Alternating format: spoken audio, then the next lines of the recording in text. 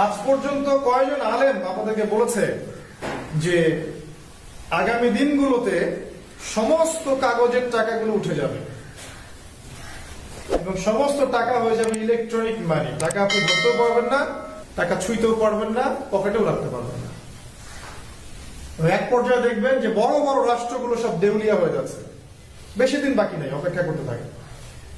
উচিত ছিল যে আলেম ওলামারা এই কথাটা বলে জাতিকে সতর্ক করবে। ওলামা এখানে নিজেই বোঝে না অর্থনীতি কি জিনিস।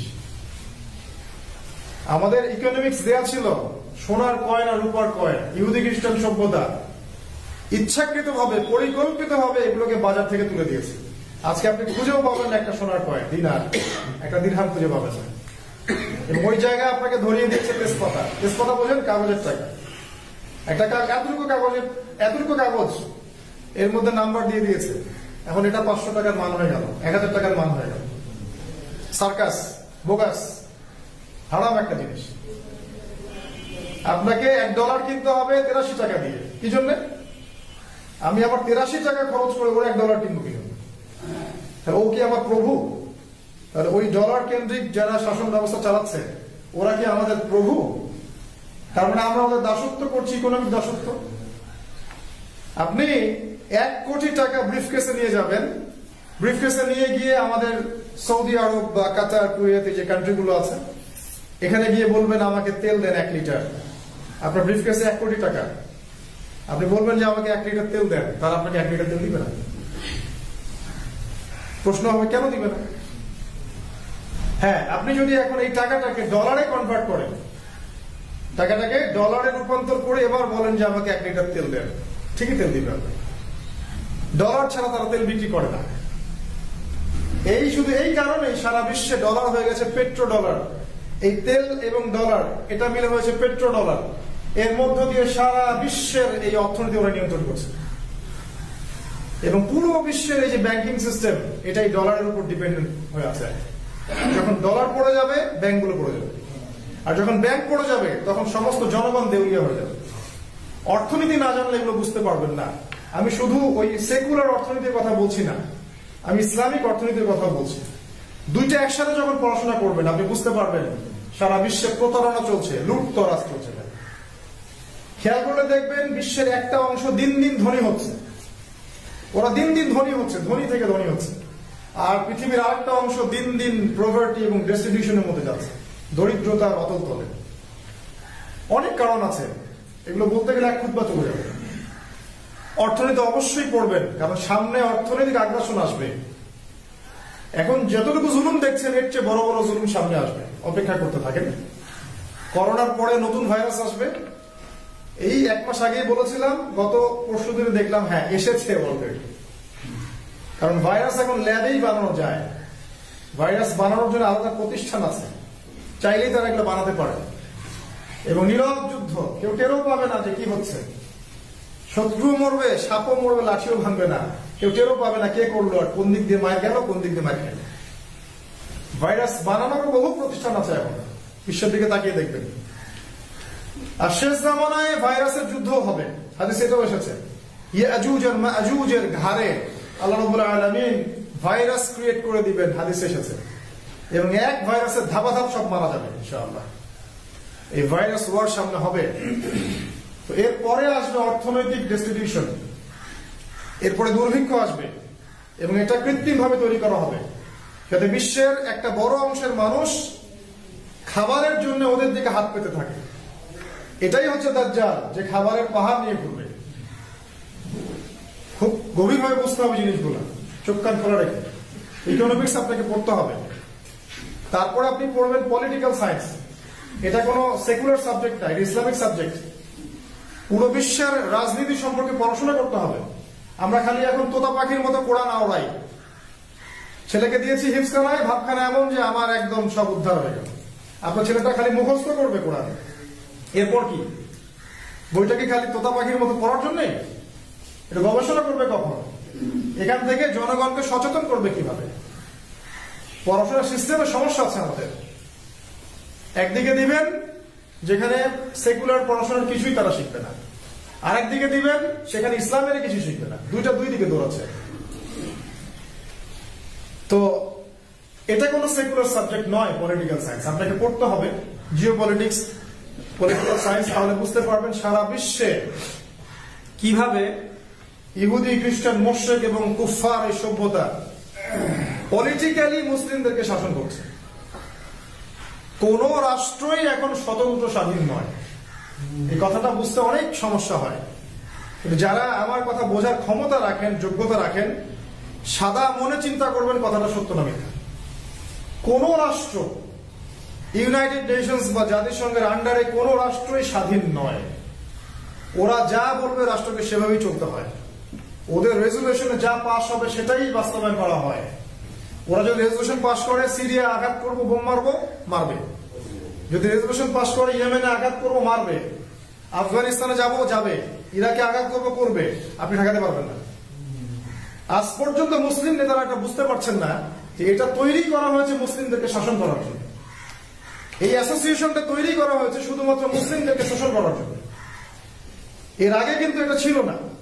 যখন এই দ্বিতীয় বিশ্বযুদ্ধের সময় 1948 এটা তৈরি করা হয়, তার আগ পর্যন্ত মুসলিমরা ছিল খিলাফার অধীনে, স্বতন্ত্র স্বাধীন। এটা যখন থেকে তৈরি করা হয়েছে তখন থেকে এরা পুরো বিশ্বকে নিয়ন্ত্রণ করার একটা একচ্ছত্র অধিকার পেয়ে গেছে। যা বলে তাই। ওখানে একটা ঢিল ছুড়লে তরঙ্গ এদিকে পড়বে। এটাকে বলে গ্লোবালাইজেশন। এটা একটা প্রতারণা, জুলুম। তবে ইনশাআল্লাহ তাআলা ইমাম মাহদী যখন আসবেন এবং ঈসা আলাইহিস সালাম যখন আসবেন অচিরেই, তখন এরকম কোন অ্যাসোসিয়েশন বলে কিছু পৃথিবীতে থাকবে না। এটা সুখবর আমাদের জন্য। পৃথিবীতে কোন রকম ইউনাইটেড নেশনস বলে কিছু থাকবে না ইনশাআল্লাহ। এটা বুঝতে হলে আপনাকে পলিটিক্যাল সায়েন্স পড়তে হবে এবং এটার সাথে কোরআন সুন্নাহকে মিলাতে হবে, না হলে বুঝতে পারবেন না। তারা শোষণ করছে আমাদেরকে। আমরা এখন, আপনারা তো সরকারের বিরুদ্ধে অনেক কথা বলেন, সরকার এমুক তমুক, তাগুত টাগুত, ফাসেক টাসেক, অনেক কথাই আমরা বলি, তাই না? আমাকে বা আপনি এদেশের সবচেয়ে পরেশগার মানুষ এবং আপনার মতো 1 কোটি মানুষ এই পৃথিবীর এই দেশে আছে, বাংলাদেশে মনে করেন। সবাই মিলে ক্ষমতায় যান, গিয়ে এই দেশে আপনি ইসলামিক খেলাফত কায়েম করেন, 1 মাসও টিকতে পারবেন না, 1 মাস। চ্যালেঞ্জ। কারণ ওই জাতিসংঘ আপনাকে টিকতে দিবে না। তারা ওরা কখনোই আপনাকে ইসলামিক খেলাফত কায়েম করতে দিবে না। তাই আপনি সাপের লেজে আঘাত করছেন কেন? সাপের মাথায় আঘাত করতে হয়। সাপের মাথায় আঘাত করতে হয়, ওটাই হচ্ছে মাথা। এই যে আঘাতটা করবেন ঈসা আলাইহিস সালাম, তিনি এসে মাথায় আঘাত করবেন। তিনি এসে কোনো দেশে রাষ্ট্র কায়েম করবেন না, তিনি পুরো বিশ্বে ইসলামিক খেলাফত কায়েম করবেন ইনশাআল্লাহ।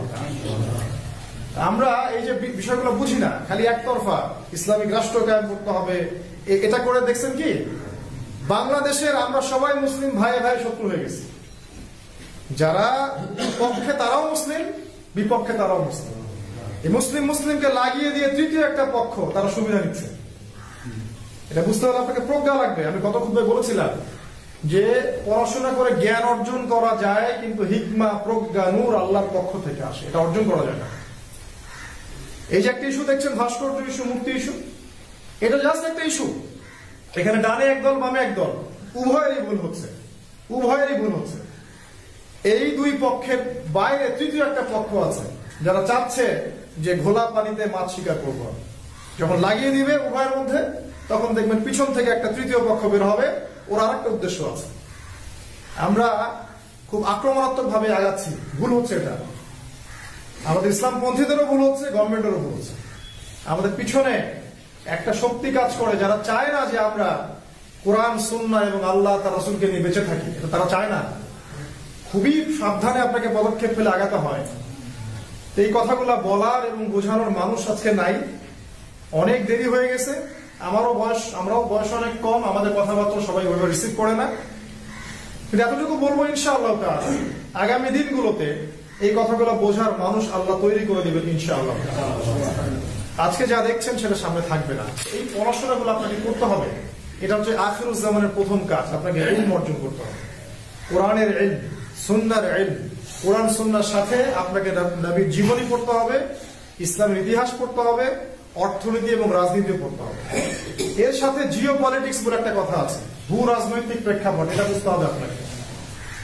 আরেকটা বিষয় আমি এড়িয়ে গেছি, সেটা হলো সায়েন্স এন্ড টেকনোলজি। এটা খুব ইম্পর্টেন্ট সাবজেক্ট। মুসলিমরা এখান থেকে অনেক পিছিয়ে যাচ্ছে। এই জায়গায় ইসলামের বিরুদ্ধে শক্তিরা এগিয়ে আসছে। দেখুন, আমরা অনেক কথা বলি স্বাধীনতার 50 বছর ইত্যাদি ইত্যাদি, একটা পারমাণবিক বোমা আমরা তৈরি করতে পারিনি আজ পর্যন্ত, একটাও না।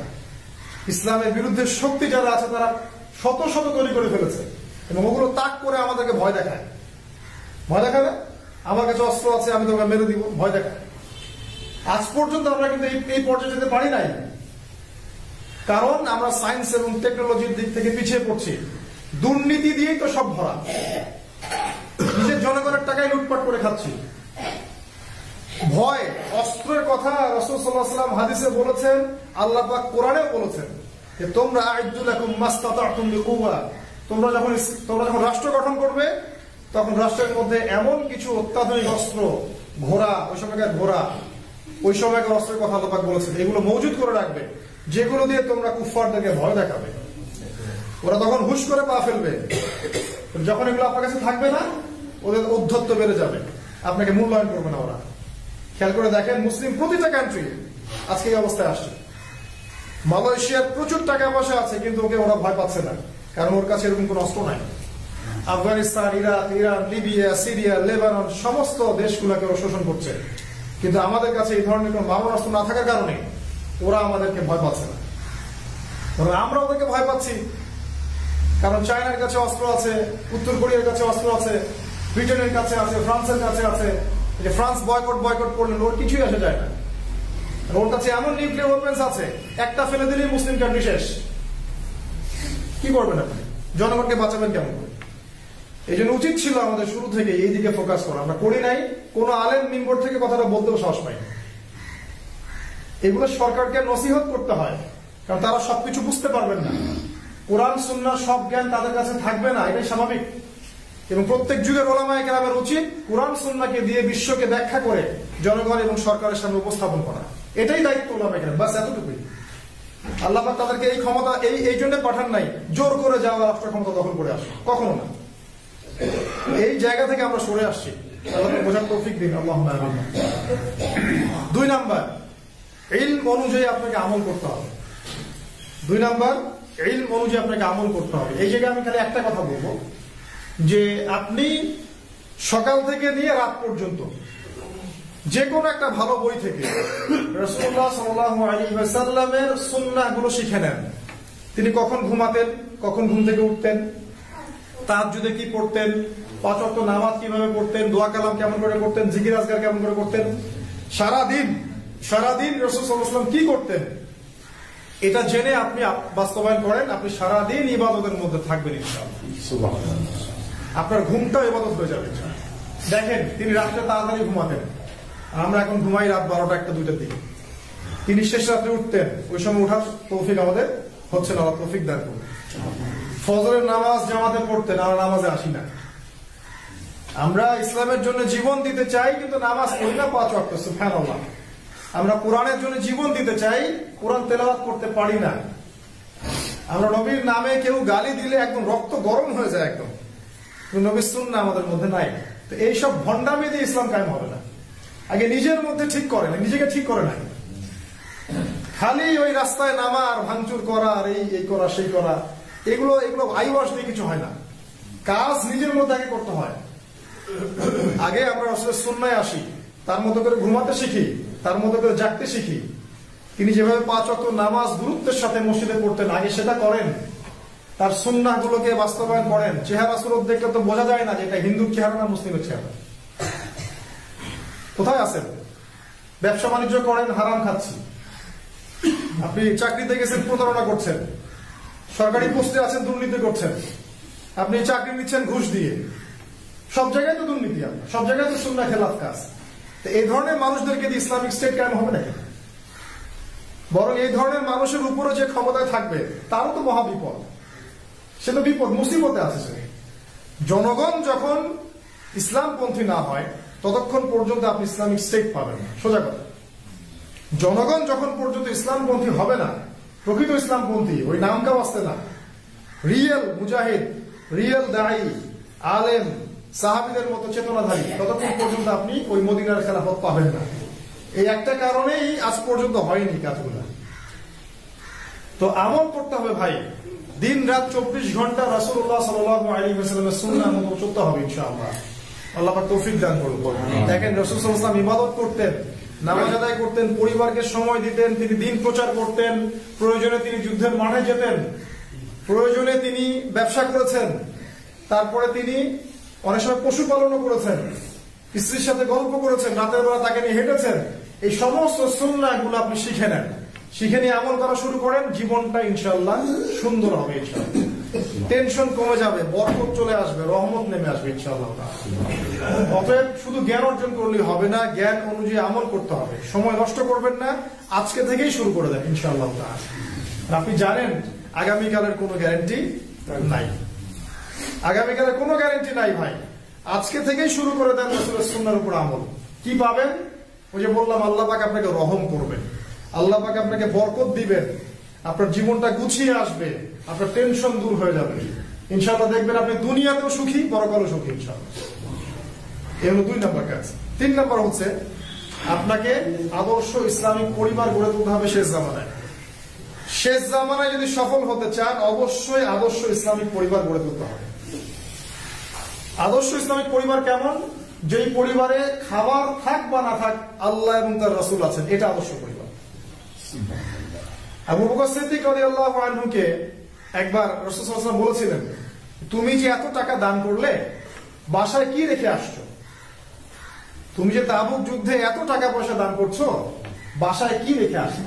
তিনি বলছেন, আমি আল্লাহ এবং তার রাসূলকে রেখে আসছি, বাস, বাকি সব দিয়ে দিয়েছি। তো পরিবারে হয়তো অভাব থাকবে, আমাদের সবার বড় চাকরি থাকবে না, বড় ব্যবসা থাকবে না, কারো হয়তো দিন আনবো দিন খাবো, আল্লাহ এবং তার রাসূল যেন পরিবারে থাকে ইনশাআল্লাহ। আয়েশা রাদিয়াল্লাহু আনহাকে জিজ্ঞাসা করা হতো যে আপনারা বাসায় কি খেয়ে থাকতেন? তিনি বলতেন, আমাদের এমন 3 মাস চলে যেত, চুলা জ্বলতো না, চাঁদের পর চাঁদ চলে যাইত, কিন্তু চুলা জ্বলতো না। প্রশ্ন করা হতো, আপনারা কি খেয়ে বাঁচতেন? উত্তর দিতেন, আমরা ওই খেজুর ভিজানো পানি খেয়ে থাকতাম। চিন্তা করতে পারেন, তিনি আমাদের নবী মুহাম্মদ সাল্লাল্লাহু আলাইহি ওয়াসাল্লামের স্ত্রী, যিনি একবার আল্লাহর কাছে দোয়া করলেই তাকে আল্লাহ পাক সোনার পাহাড় দিতে পারতেন। সেই নবী এই কষ্ট করে গেছেন, কাদের জন্য? আমাদের জন্য। তিনি বলতেন যে আমাদের ঘরে খাবার থাকতো না, আমাদের ঘরে অভাব থাকতো, কিন্তু আল্লাহর রহমত আমাদের ঘরে থাকে। এই হচ্ছে আদর্শ পরিবার। আমরা বোঝাতে পারি না আদর্শ পরিবার কি। যে পরিবারের প্রত্যেকটা সদস্য হবে 5 ওয়াক্ত সালাত আদায়কারী, সিয়াম পালনকারী, যারা দান খয়রাত করবে, যারা কোরআন হাদিসের তালিম করবে। বাসার ছেলে হবে ইসমাইলের মতো আলাইহিস সালাম, বাসার বাবাটা হবে ইব্রাহিম আলাইহিস সালামের মতো, আর বাসার মা যিনি হবেন তিনি হবেন হাজরা আলাইহিস সালামের মতো। কথা কি বুঝতে পারছেন? বাসার ছেলেদেরকে হতে হবে ইসমাইলের মতো, বাবাদেরকে হতে হবে ইব্রাহিম আলাইহিস সালামের মতো, এবং মা যারা থাকবেন তাদেরকে হতে হবে হাজরা আলাইহিস সালাম। এটা হচ্ছে আদর্শ পরিবার। ওই যে বাসার মধ্যে সন্তানে ভেদাভেদ করবেন, সম্পত্তি দিবেন না, বাচ্চা নামাজ পড়ে না সেটা খেয়াল রাখবেন না, বাসায় জুয়া চলছে, বাসায় সুদ চলছে, বাসার ছেলে পেলে পর্নোগ্রাফি দেখছে, হ্যাঁ, বাসার ছেলে জেনা করছে, মেয়ে ওদিকে বেপর্দা হয়ে ঘুরছে, এইগুলাকে আদর্শ পরিবার বলে না। এই পরিবারের কর্তা কি হবে জানেন? মারা যাওয়ার সাথে সাথেই তাকে প্রশ্ন করা হবে, মারা যাওয়ার সাথে সাথেই, যে তোমার পরিবারের এই অবস্থা, তুমি কি দায়িত্ব পালন করেছো? এবং পরিবারের এই সদস্যদের কারণে তাকে জাহান্নামে যেতে হতে পারে। কি আমাদের মাঠ খুব কঠিন জিনিস। একটা হাদিসে এসেছে, যে সন্তানকে আপনি লালন পালন করছেন, দুনিয়ার দিকে ঝুঁকাচ্ছেন, টাকা খরচ করছেন, জমি বিক্রি করছেন, ওর পিছনে সময় সব নষ্ট করে দিচ্ছেন, এই সন্তান কি আমাদের মাঠে আপনার বিরুদ্ধে অভিযোগ করবে। সে বলবে যে আমার বাবা আমাকে দিন শেখায় নাই, এই সন্তান বলবে। অপেক্ষা করেন, দেখে নিয়ে। আল্লাহ রাসূল বলেছেন, এই বাবার কাঁধ মারিয়ে সে জাহান্নামে যাবে, বাবাকে নিচে ফেলে তার উপর দিয়ে পা দিয়ে সে জাহান্নামে যাবে। কোন সম্পর্ক না। রাত্রেবেলা ঠান্ডা মাথায় আমার এই কথাটা চিন্তা করবেন, আজকে থেকে রাত্রেবেলা ঘুমানোর সময় ঠান্ডা মাথায় চিন্তা করবেন যে আপনি পৃথিবীতে নাই, আপনি মারা গেছেন। আপনি চোখ বন্ধ করে চিন্তা করবেন যে আপনার এই পরিবারটা থেমে আছে কিনা, কেউ আপনার জন্য থেমে থাকবে না। আপনার স্ত্রীর কোনো ব্যবস্থা সে করে নিবে, সন্তানের ব্যবস্থা কোনো না কোনো ব্যবস্থা হয়ে যাবে, আপনার মেয়ের কোথাও না কোথাও বিয়ে হয়ে যাবে, সব ঠিকঠাক মতো চলবে, আপনি পৃথিবীতে থাকবেন না। কারো জন্য কিছু থেমে থাকে না, তাই এই মোহের মধ্যে পড়বেন না। এই সম্পর্কগুলো টেম্পোরারি, মারা যাওয়ার সাথে সাথেই শেষ শেষ। হ্যাঁ, যদি ইসলামিক পরিবার হয় তাহলে পুরো পরিবারই জান্নাতে যাবে ইনশাআল্লাহ। এটা কিন্তু সূরা দুখানের মধ্যে এসেছে। পরিবার যদি ইসলামিক হয়, বাবাও জান্নাতে যাবে ইনশাআল্লাহ, মাও যাবে, সন্তানও যাবে ইনশাআল্লাহ। সেখানে আল্লাহ পাক বলেছেন আমি জান্নাতে ওদেরকে একত্রিত করে দিব ইনশাআল্লাহ। অতএব পরিবারের ইসলামিক আদর্শগুলো সম্পর্কে সচেতন হন। ডিটেলস অনেক কথা আছে, এগুলো জেনে নেবেন ইনশাআল্লাহ, সংক্ষিপ্ত সময় বলার সুযোগ হয় না। শুধু এতটুকু বলবো, কোরআন এবং সুন্নাহর বিধানগুলো আপনার পরিবারে বাস্তবায়ন করুন, কঠোর হয়ে যান, কঠোর। হ্যাঁ, আপনি সন্তানকে লালন পালন করবেন মহব্বত দিয়ে, যেখানে কঠোর হওয়ার সেখানে আপনি কঠোর হতে হবে। নামাজ পড়ে না অত সাদা লাভ দেখানোর দরকার নাই। নবীজি কি বলেছেন? 7 বছর বয়সে নামাজের আদেশ করো, 10 বছর বয়সে নামাজ না পড়লে পিটাও।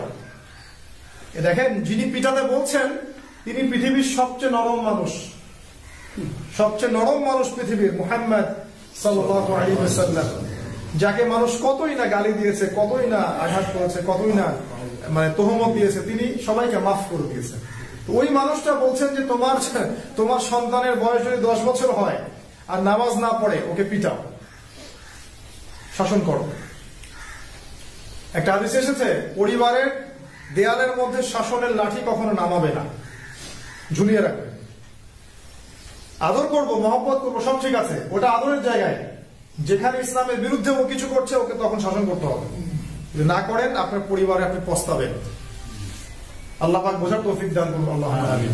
3 নম্বর যেটা বললাম, আপনাকে আদর্শ পরিবার গঠন করতে হবে। শেষ করছি সময়। 4 নম্বর যে কাজটা করতে হবে সেটা হলো যে আপনাকে ইসলামের দাওয়াত প্রচার করতে হবে। এই দাওয়াত প্রচার করার দায়িত্বটা শুধুমাত্র আলেম ওলামার নয়, এটা মূল দায়িত্ব যদিও আলেম ওলামার, কিন্তু আমভাবে সবাইকে ইসলামের দাওয়াত প্রচার করতে হবে।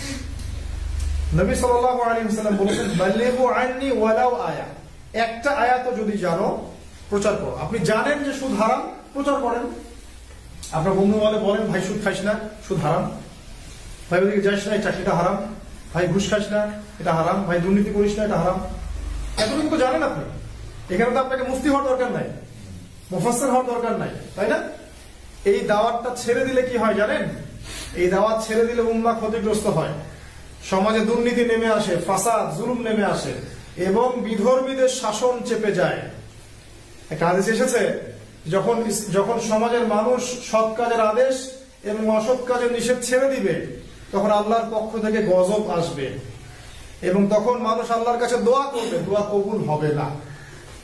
সুম্মা তাদউনাহু ইলাইহি, তোমরা আল্লাহর কাছে দোয়া করবে, লা ইউস্তাজাবু দুআকুম, তোমাদের দোয়া কবুল করা হবে না। নবীজি বলেছেন। কখন হবে না? যখন আপনি সৎ কাজের আদেশ ছেড়ে দিয়েছেন, অসৎ কাজের নিষেধ ছেড়ে দিয়েছেন। প্রত্যেক ভাইকে অনুরোধ করব, যতটুকু জানেন দ্বীনের সম্পর্কে আপনি প্রচার করেন। যেটা মাসআলা কঠিন, ফিকহের ব্যাপার আছে, ইখতিলাফ আছে, বাদ দেন ওটা আপনি জানেন না, বলার দরকার নেই। যতটুকু জানেন সেটা বলেন, জানেন না চুপ করে থাকেন। এতটুকু কাজ যদি আমরা করতে পারি, আরেকটা নেকি পাবেন। যত মানুষ আপনার দাওয়াতের মাধ্যমে ওই আমলটা ধরবে, বা যত মানুষ আপনার দাওয়াতের মাধ্যমে ওই খারাপ কাজটা ছেড়ে দিবে, এই সমস্ত নেকি আপনার